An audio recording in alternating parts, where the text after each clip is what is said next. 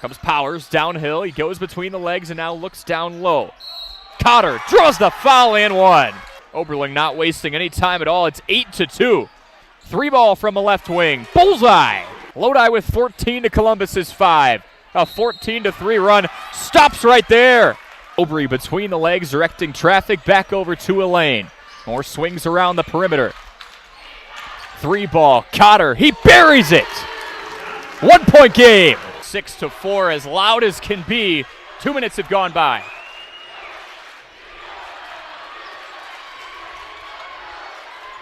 Three-ball near corner. They've got the lead. Aubrey Shettle uncorks one. Tell you what, this co-op that just connected about a year ago has been annihilating playoff opponents. 3-ball from the far side, off the mark. Third chance points on the way. From the top of the key. Yes, ma'am! Bauer could near 2,000 career points in her illustrious career. Head fake from the outside. McDowell drives downhill and splits two defenders. 14:30 to play. It's a 5-point lead for Lords. Baseline jumper, Trumpy, air ball. Shettle initially had it. It's picked free for an offensive rebound. They keep it alive. Left elbow jumper, Purity. 12:15 to play. Baseline drive, Trumpy. One more. Left wing, 3-ball. Oh my! Molly Olson has been unconscious as well. 4-point lead, 7:40 to play from the BDHS Fieldhouse. McDowell had space, ditches it back. More swings around the perimeter. Shettle, 3, cans it! Welcome back to the Beaver Dam High School Fieldhouse. It is sectional semifinal Thursday. These two teams going at it, Marshall and Lomira. Lomira with a 4-point lead, up 25-21 with 4:40 to play as they face the press. And Miggins takes it away, but throws the pass too high. And I think we're going to get this overturned. I think that ball was deflected and went out of bounds there. Pretty strong claim from TJ Zweifel's side that that ball was deflected. And they do overturn it. I think they got it right. I'm glad that the refs got together, talked about it a little bit. That ball came out too high to look like that would have been a pass there. Yeah, close proximity pass too. You'd like to think someone's not missing by 4 or 5 feet that close. 3-ball from the corner. Nickel hits the deck. It's an air ball. Gets up and wind sprints the other way. 4-point lead for Lomira. They're trying to grow it. Cole walked, and he drained the 3 after the violation was called. Yeah, it was strong closeout defense. I think that he really was trying to keep his toes on the ground there, give a little pump fake, put it back up. But the ref judged that his feet left the ground, at least by a little bit. Raylos hands off to Miggins, who gives off to Nickel. Little 3-man weave here on the right wing.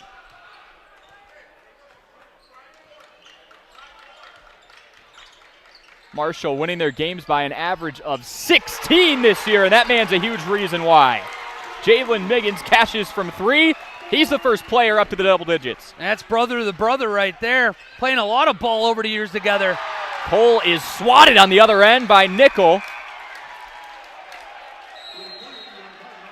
And Coach Zweifel is chalking up and down the far sideline, claiming that Lomira touched it last. It's hard to tell from our angle, but I kind of, again, have to go with the refs here. I'm glad that they kind of chatted that one out, kept it down here. Get the big block and still possession here. But look at those long arms here from Jalen Miggins. Going to make this inbound a little challenging. This is where that size disadvantage comes into play, not just on rebounds, defense, the block battle, but inbound passes, where you really have to work out of those trap scenarios. Cole from the top of the key. Slides over to Dooley, who takes the screen and gives back to Cole. And going with Charlie a lot. Step back, 3. Just short, but online. That's taken away by King. Down low to Stager, who puts it home. Worried for Stager that that ball wasn't going to stay on the cylinder, but that was a heck of a pass coming off of that good hustle play. 3-point lead for Lomira. Marshall's been inching closer. Tough shot by Miggins. He's hit a couple of those pretty shots there. That little turnaround there in the paint. Nothing you can do about that if you're a defender. Jalen's up to 13 already, averaging almost 17 per game. 3-ball looking for the response. Cole can't find it. And here's the Cardinals' first chance in a while to take the lead. Down 1. Kleinheinz is triple, falls flat and short. Good look, though. More swings around the perimeter. King chucks one near side to Zingshine, who's already drilled one triple. Here comes the trap. Zingshine works through it and finds a cutting Cole who can't get the layup to go. Stager can't get the re-rack either. I know it didn't go there, but Coach DeMass has got to be thrilled the way the ball movement is going on right now. A lot of open shots for the Lions. 2:20 to play. Lomira's got the lead until they don't. Kenyon Miggins drills a triple. The Cardinals are back up 2. Another one of those blink and you miss it plays. Talking about good offense, possible missed opportunity on one end. You go down the other end. That track meet style. Get that open three from, once again, from Kenyon Miggins. Definitely on pace to be a higher scoring battle than we saw back on February 11th. Still plenty of time to go. Tempo could change, but this is that Cardinal track meet that Coach Zwiefel's squad was looking for. 1:50 to play. You get that state tournament-like feel here, even at the Sweet 16 level. Skip pass. King drives through and ties it back up. Great drive there from Cooper. King gets that kind of over-aggressive defense there, puts the ball on the court, drives in, nobody down low to help out, and easy uncontested layup. 85 seconds to play here in the sectional semifinal from Beaver Dam High School. A mini race to 30. We're all knotted up at 29. Kleinheinz can't get the first to go, but draws the foul on the way down. So we'll get an inbound for Marshall. Just unable to clean up on that layup. Did draw the foul, but what a pass. Once again, the Miggins brothers looking very sharp so far early. A lot of ball movement, a lot of those crisp passes down low to cutting guys who are wide open. You can tell this Cardinals team has 8 seniors out of their 14 active players. They're facing a steep little deficit. 7 points early on, never looked panicked, and here we are all knotted up with 1:10 to play. Say basketball is a game of runs for a reason. It feels like every 3 minutes you're just taking haymaker after haymaker from each of these teams. Kleinheinz bullies through, and his team's got the lead back. Bullies through his right, physical. Dropping that bottom, get in position, go up. Way to finish play. Gable draws a reach-in foul as he went to retrieve the basketball on the far side. 51.2 seconds to play here in the first half. Marshall's up 2.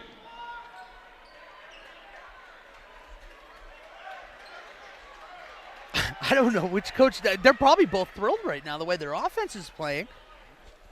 Gotten a taste of what each team has to offer. I feel like Lomira's played above their height at times, but there's a block on the way down. Daniel Nickel got a piece. 45 seconds to play.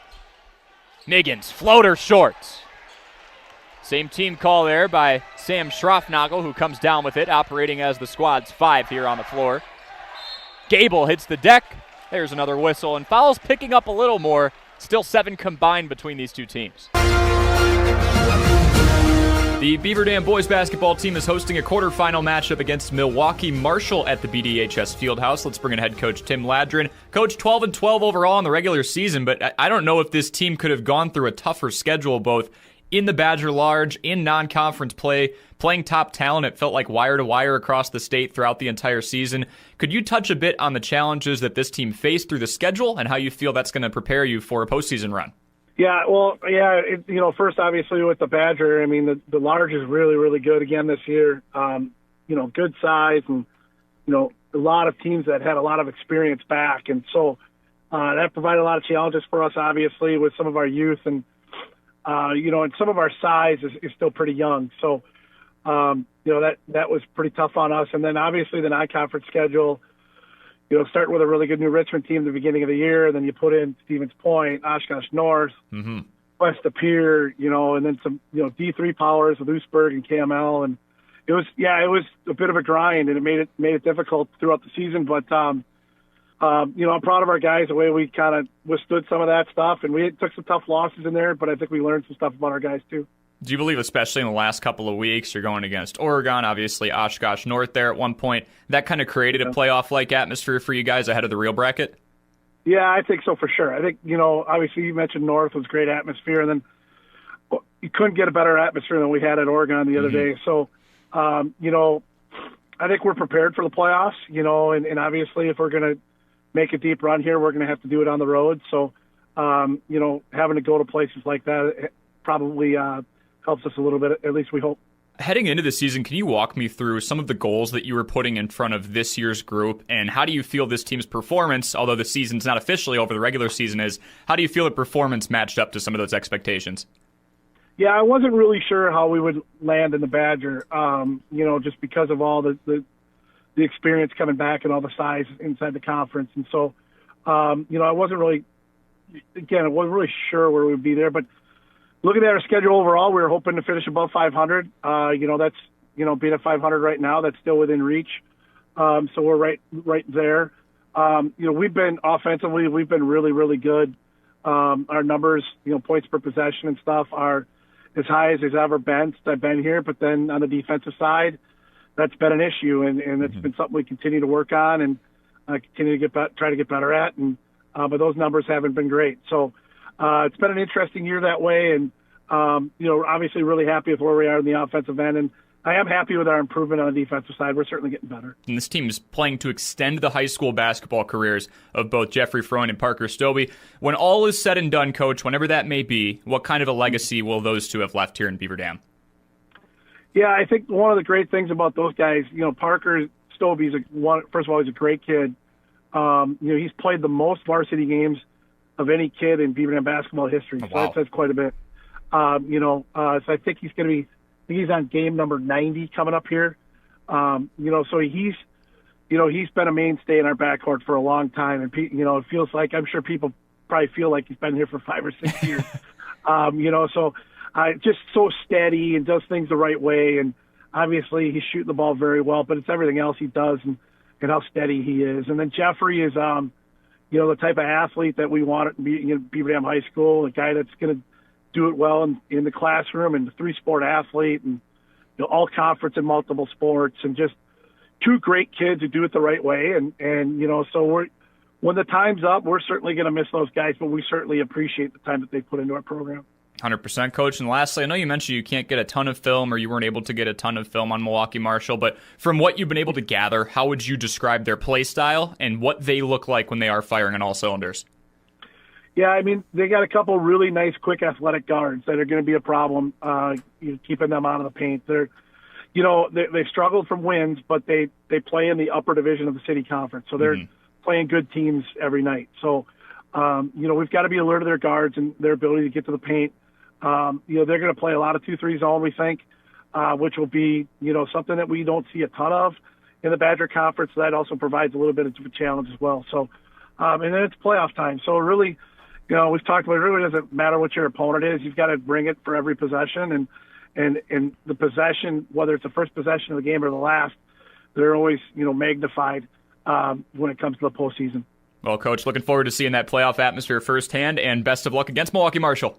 Yeah, thanks. Appreciate it. That was Beaver Dam boys basketball head coach Tim Ladron. It's the Golden Beavers and the Eagles coming up on Daily Dodge TV in 1430 ESPN Beaver Dam.